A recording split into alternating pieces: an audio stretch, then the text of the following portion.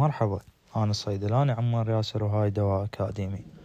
اليوم راح نستكمل محاضرات الريسبيراتوري سيستم. محاضرتنا اليوم تعتبر جدا مهمة وتعتبر شائعة بالريسبيراتوري سيستم اللي هي الكاف، القحة أو السعال. فخلونا ناخذ مقدمة عن الكاف. مثل ما تعرفون أنه السعال يعتبر ريفلكس أكشن، يعني هو رد فعل انعكاسي الجسم يسويه حتى ينظف أو يحمي الريسبيراتوري سيستم من الأجسام الغريبة أو الإفرازات الزايدة، يعني ببساطة يعتبر آلية دفاعية. فإذا أخذناه بصورة الفسيولوجي أوف كاف حتى تتوضح ببساطة، هو يصير تحفيز stimulation للكاف ريسبتور لمستقبلات السعال. هذه تكون موجودة بالمجاري التنفسية مثل اللارينكس والتريشيا والبرونكاي. هاي الإشارات تنتقل عبر الفيغاس نيرف، العصب التائه، إلى الكف سنتر، يعني مركز السعال، وهذا موجود بالميدولا أوبلونجاتا.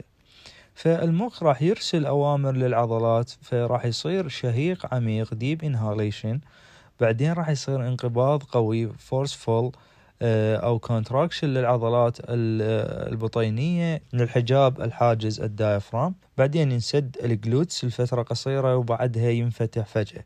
هذا راح يولد سرعة بالهواء تكون high velocity، وهنا يطلع الصوت اللي نعرفه بالقحة.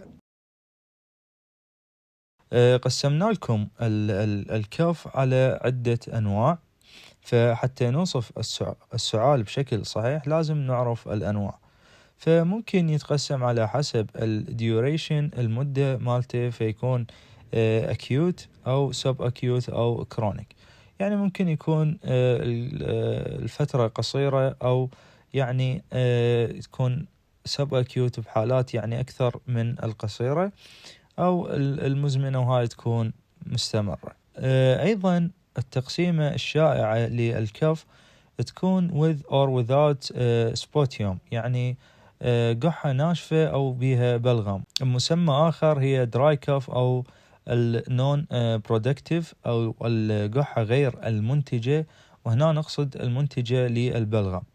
فهنا تكون أسبابها غالبا هي الفيرال انفكشن، عدوى فيروسية، الألرجي، الحساسية، الجيرد، الجاسترو سوفيغاس ريفلكس ديزيز، الارتجاع المعدي المريئي ممكن يسبب دراي كاف. أما بحالات الويت كاف أو البرودكتيف، أو يعني نقصد بها المنتجة للبلغم، فهذه غالبا تكون بسبب البكتيريال انفكشن أو البرونكايتس أو السي او بي دي.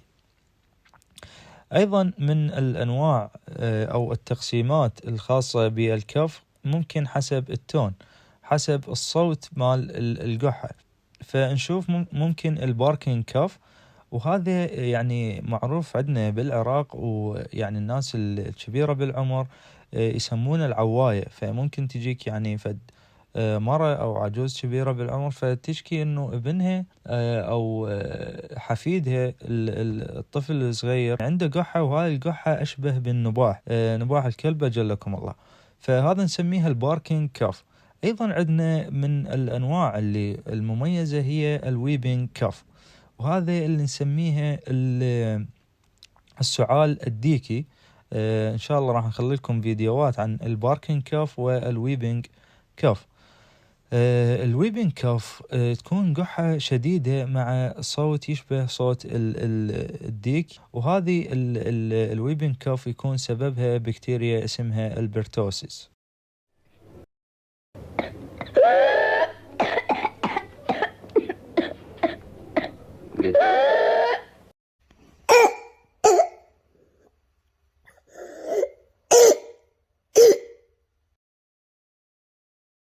زين، الأسباب أكيد لازم نعرف الأسباب حتى نعرف شلون نتعامل وياها ونختار العلاج المناسب.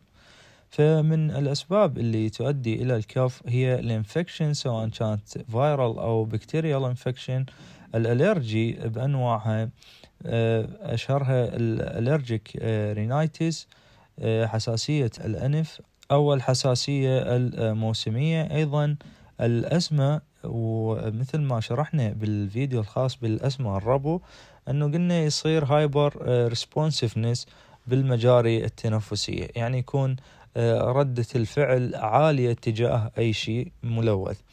أيضا الجيرد، الارتجاع المعدي المريئي، التدخين، وهذا بسبب تدمير للسيليا، الأهداب اللي موجودة بالمجاري التنفسية. أيضا ممكن يكون من أسباب الكف هو الأدوية، فعندنا أدوية ACE اللي شرحناها محاضرة منفصلة، وقلنا من أكثر الأعراض الجانبية الشائعة مع أدوية الأنجيوتنسين كونفرتنج إنزيم إنهبيتر أنه كانت تسوي دراي كف. اكو شغلات نسميها الريد فلاجز، وهاي تحتاج إحالة مباشرة إلى الطبيب.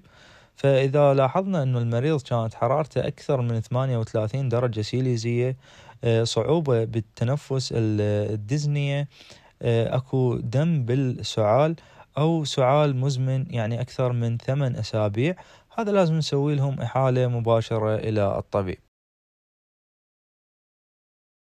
الفكرة الأساسية من العلاج قبل لا نحكي عن الأدوية لازم نفهم قاعدة ذهبية بعلاج الكف.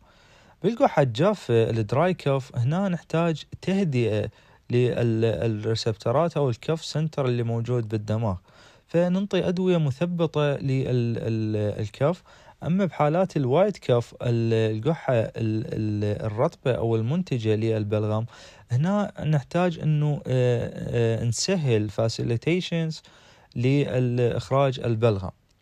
ليش؟ لأن الجاف مزعج وما يفيد مع يعني ما يفيد المريض، هو ماكو فد شي حتى يطلعه، هو كل ما بالأمر أنه صاير تهيج لهاي الريسبترات فجاي يقح المريض. أما بحالة القحة الرطبة أو المنتجة للبلغم، فوسيلة الجسم حتى يتخلص من الإفرازات والمخاط الزائد أنه يسوي كف.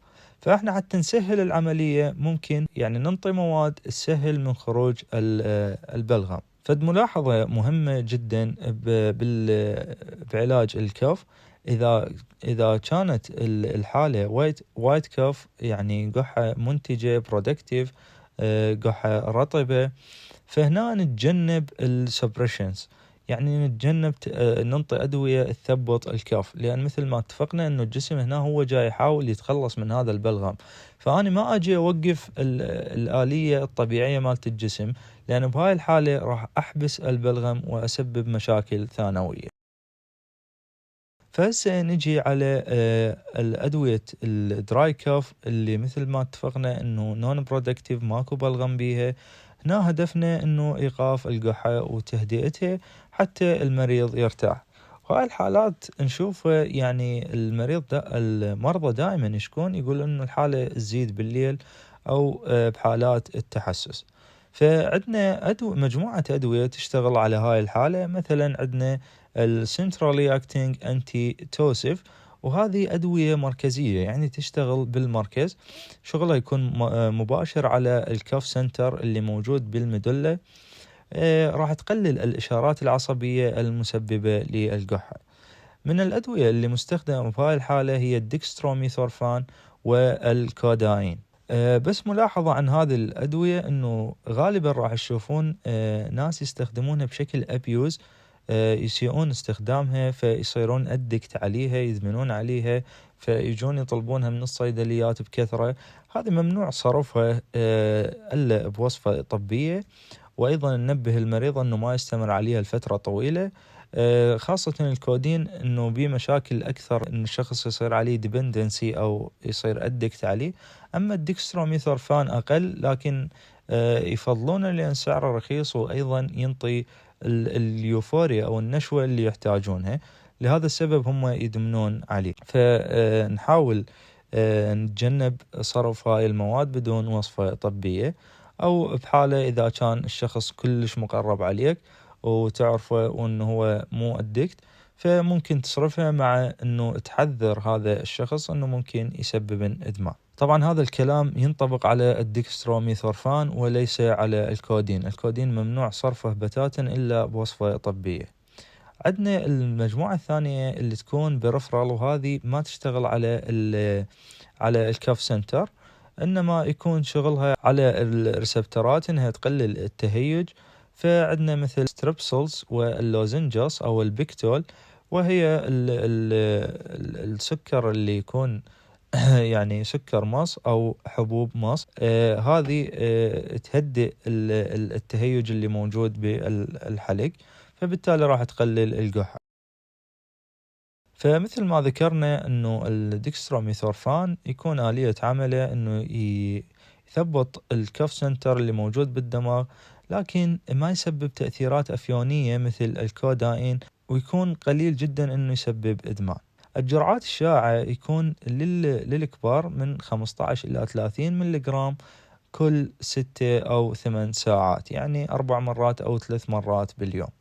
المميزات يكون آمن للأطفال فوق عمر 6 سنوات، فعال ضد القحة الجافة الناتجة عن نزلة البرد أو الحساسية. الآثار الجانبية ممكن تكون دوخة خفيفة، غثيان، وشعور بالنعاس بسيط. ملاحظة: لا يستخدم جرعات عالية لأن ممكن يسوي أبيوز مثل ما اتفقنا، خصوصا بين المراهقين. وهنا الأبيوز يكون بسبب شعور اليوفوريا أو شعور السعادة اللي ينطيها هذا الدواء، دواء الديكستروميثورفان، لأنه يسبب يعني هدوء أو يعني نعاس قليل، قلة بإرسال النواقل العصبية، فممكن يدمنون عليه يعني على الشعور اللي ينطيه الديكستروميثورفان. أيضا ينطلب كثرة بالصيدليات، راح يشوفون الأدكتية أنه يجون يطلبون هذا الدواء بالاسم أو أي دواء يحتوي على المادة الفعالة الديكستروميثورفان، فنحاول نتجنب صرفه ونحاول نبعدهم عن هذا الشيء، وننصحهم أنه يعني يتركونه.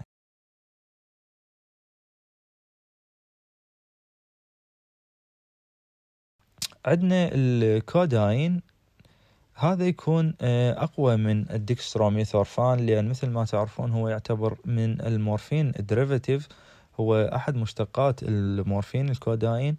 فآلية عمله يكون مثبط قوي جدا للكف سنتر اللي موجود بالدماغ. الاستعمال يكون فقط للسعال الشديد جدا اللي ما جاء يهدأ مع الخيارات الأولية مثل الديكستروميثورفان.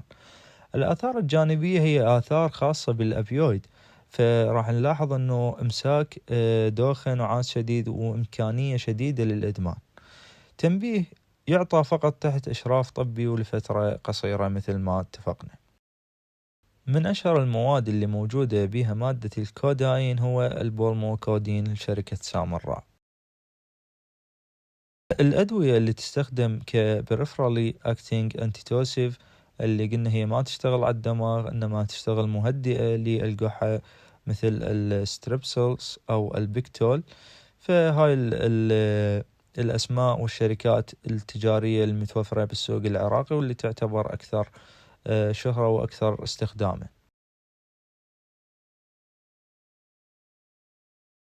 هسه نجي على البرودكتيف أو الوايد كاف، القحة الرطبة. هنا السعال يكون رطب. هدفنا مو أن نوقف القحة، لأن مثل ما اتفقنا أنه راح نحبس البلغم ونسبب مشاكل ثانوية، إنما هنا هدفنا أنه طرد وتسهيل طرد البلغم حتى ينظف المجرى التنفسي، فهي القحة راح تروح من حالها. هنا عندنا صنفين أساسيين من الأدوية، عندنا الإكسبكتورنت طاردات البلغم، وعندنا الميوكولايتكس مذيبات البلغم. فعندنا من مواد الإكسبكتورنت طاردات البلغم هي الجويفيناسين.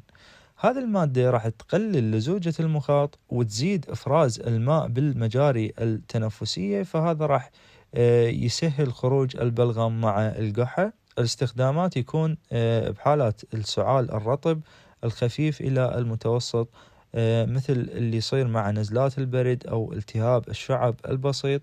آثار الجانبية تكون غثيان بسيط، صداع، وننطي ملاحظة جدا مهمة أنه يكثر شرب الماء حتى يزيد من فعالية المادة.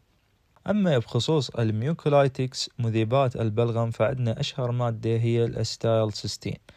هذه شغلها أو الميكانيزم مالها أنه يكسر الروابط الكبريتية داخل الميوكاس، فراح يقلل كثافته ويسهل خروجه.